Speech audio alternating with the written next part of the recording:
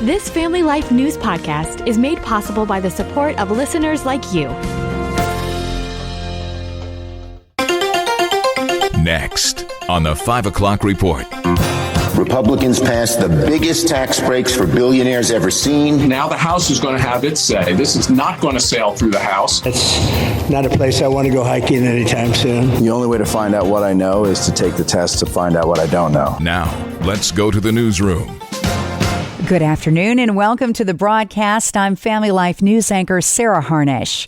Nearing the finish line, the U.S. Senate has passed Donald Trump's big, beautiful bill after a marathon debate. This is essentially the president's agenda in legislative form. There were 3 GOP no's in the Senate. Every Democrat voted against it, including Chuck Schumer. In one fell swoop, Republicans passed the biggest tax breaks for billionaires ever seen, paid for by ripping health care away from millions of Americans. Treasury Secretary Scott Bessent says this is a bill created for the middle class. What we have is President Trump's 2017 tax bill, and we are overlaying that with the president's campaign promises. No tax on tips, no tax on overtime, lower tax on Social Security, and tax deductibility of American-made cars. Those sound like working-class tax breaks to me. The whole thing now goes back to the House for a vote, and not all the Republicans there are happy. The bottom line is now the House is going to have its say. This is not going to sail through the House. We're going to have to negotiate with the Senate one more time, and that's just appropriate. That's the way the legislative process works and the way it should work on a bill of this size. Andy Harris is a Republican from Maryland and the House Freedom Caucus chairman. This is not ready for prime time. We support the president's agenda. The president's agenda was not to raise the deficit by $750 billion over the next 10 years. The House could vote as early as tomorrow afternoon. President Trump was in Florida today touring the new migrant detention center. Very soon, this facility will house some of the most menacing migrants, some of the most vicious people on the planet. We're surrounded by miles of treacherous swampland. The Florida Everglades is home to about 200,000 alligators. It's not a place I want to go hiking anytime soon. Trump had wanted to reopen Alcatraz Island in San Francisco. It's surrounded by shark-infested waters. Homeland Security Secretary Kristi Noem explained how Florida's site will be used. This is unique because we can hold individuals here. They can have their hearings, get due process, and then immediately be flown back home to their home countries. Televangelist Jimmy Swaggart is dead at the age of 90. He suffered cardiac arrest earlier this month. Swaggart was one of the pioneers in bringing the church into people's homes through television. He founded the Sun Life Broadcasting Network and the Family Worship Center in Baton Rouge, Louisiana, both of which his family still runs. Now to Idaho in a murder case that shocked the nation. Brian Kohberger has agreed to plead guilty to killing 4 University of Idaho students 3 years ago in their off-campus apartment in Moscow, Idaho. The deal will spare Kohberger the death penalty. Fox's Gernal Scott. The families of the victims who were killed in off-campus housing near the university in Moscow, Idaho, were notified of the decision. The family of one of those killed, Kaylee Gonsalves, responded in anger on social media, saying it was unexpected and that the state of Idaho failed them. Kohberger's trial was set for August. Kohberger will serve 4 life sentences for each of his murder victims. He was captured in Pennsylvania's Pocono Mountains 6 weeks after the heinous crimes in November of 2022.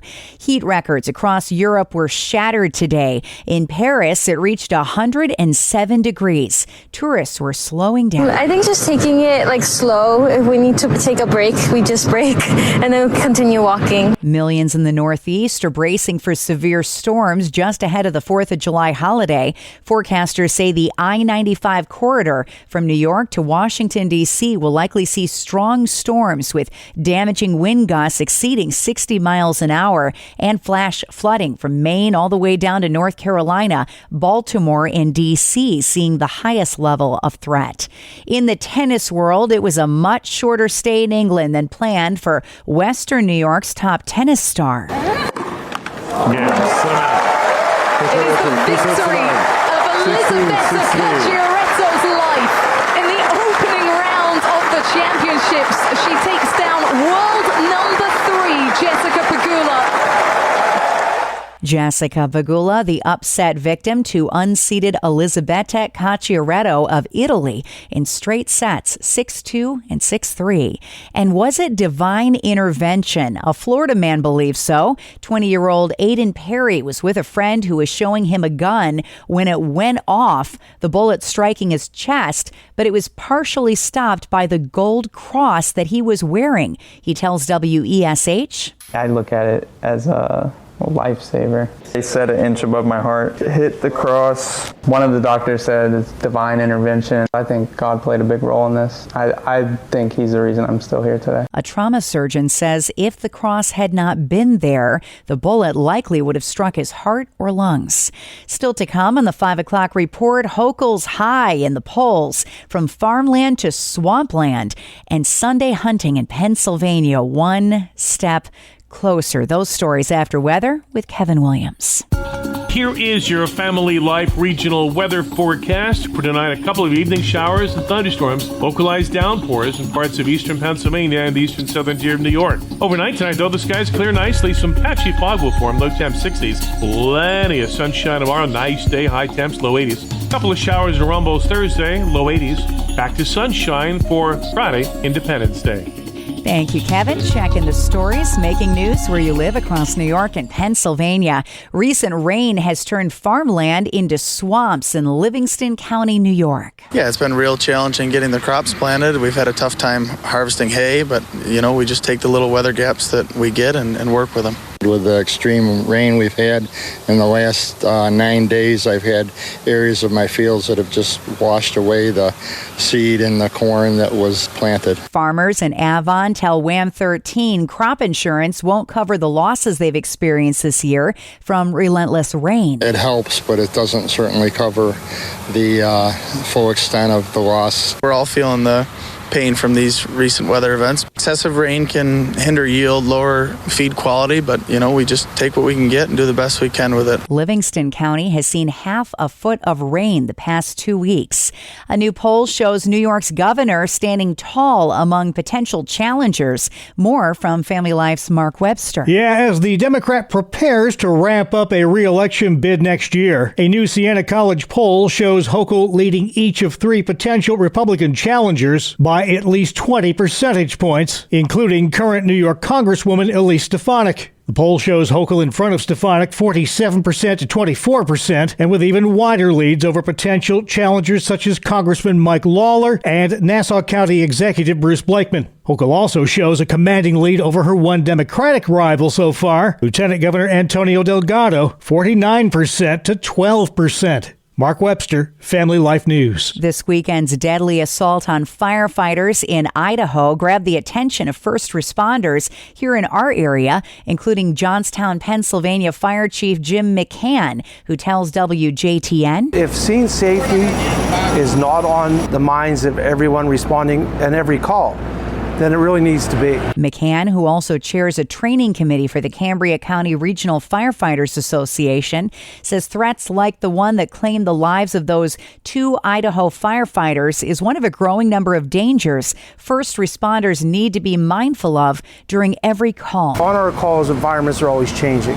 Whether it's the incident itself, it's other people involving themselves in the incident, and there's so many unknowns in what we're doing. McCann says the public can be helpful as well by providing as much detail as possible when calling 911. And a bill to repeal the long-standing ban on Sunday hunting in Pennsylvania is now on Governor Shapiro's desk. That ban has been in effect since the 1800s. The Pennsylvania Game Commission says there's broad support for ending it. Next at 5, an outreach event for the 4th of July holiday week. Let's listen in. Encouraging mighty faith along the banks of the mighty Niagara River. Welcome back to another edition of Hometown Heroes on Family Life. I'm Mark Webster, and this week's guest is Maria Whitman with The Way Church in Sanborn, New York, which is again putting on Ignite the Waterfront. a faith-filled, family-friendly event on July 6th in Niawanda Park, which rests along the banks of the Niagara River in Tonawanda, New York. She says the city has been a great help in making that gathering possible each summer. We got great favor with the city of Tonawanda. They didn't want to approve any kind of faith-based event, and the mayor knows me, knows us, and said, you know what, let's do something positive for the community. This was after COVID because we wanted to be able to bring positive messages, encouraging entertainment to the community, especially after COVID. Everybody was so scared, people didn't have hope, and we wanted to be able to bring a message of hope. So they opened up Niawanda Park to us, which is right on the waterfront. And the Lord really spoke to us to say, we want to light a fire in our community. And so he gave us the name for it, to call it Ignite the Waterfront. And we've had tremendous favor with the town. They've allowed us to do this event every year. This is our 4th year in a row. And the event has been growing. We have craft vendors. We have activities for the youth and petting zoo. But we also have a mobile food pantry that has come out of all of this. And we have the mobile food pantry there as well. We give away free food, free resources to anybody who's in need in the community. But more than anything, our hearts are to evangelize, because so many people will never cross the threshold of a church, and we want to be able to go to where they are and tell them about Jesus, tell them about the hope in Christ. So our desire is not only for Christians to attend this event, but for non-believers. That's why we wanted to do it at such a public place, so we can catch people as they're walking, as they're attending with their families. A holiday evangelism event for America's Birthday Week in Tonawanda, New York. Listen to the full Hometown Heroes podcast anytime through our Family Life Now app or online at familylife.org/podcasts. In investing, there are 2 critical factors: money and time. Hi, I'm Rob West with a Faith and Finance Minute. The longer your investing time frame, the better you're likely to do. It's very rare to lose money given a long enough period. That's why starting young, say in your 20s or 30s, is so important. But even if you didn't start young, there's still wisdom in thinking long term. One way to do that is by taking care of your health, not to chase wealth, but to steward the life God has given you. Regular exercise, wise eating, and healthy habits honor the body God entrusted to you. As a result, you may gain the margin to live generously, serve faithfully, and make thoughtful financial decisions over a longer period. It's not about money, it's about stewardship in every area of life. We can help you learn to manage your money according to biblical principles when you download the free FaithFi app. You'll find it on our website at faithfi.com.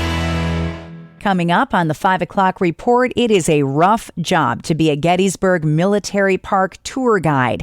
Really rough. We'll tell you why after weather.